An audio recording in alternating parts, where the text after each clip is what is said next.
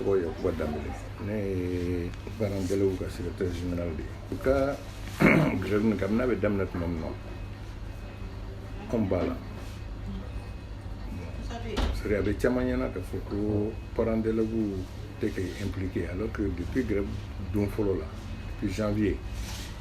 an y'u rencontré pour ka se ka fu siri a la janni a ka taa yɔrɔ jan. Parce qu'ils ont eu point temps de yira yɔrɔ revendication temps an n'u jɛra ka revendication 6 ko solution sɔrɔ la 7 an bɛnn'o la dɔɔni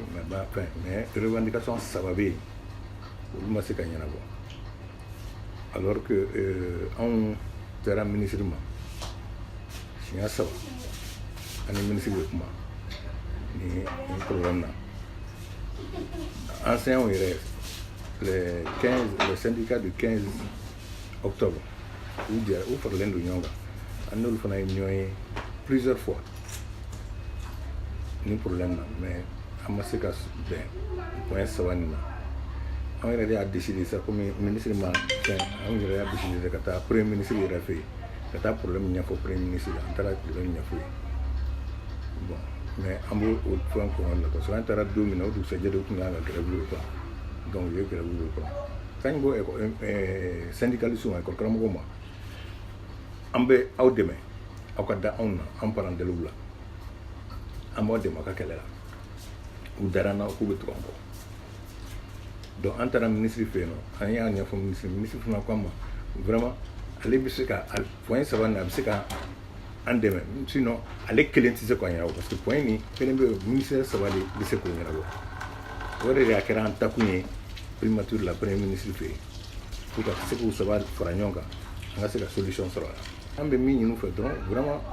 gouvernement ni syndicaliste u ka jɛ ka kan kelen fɔ c'est à dire ka jɛ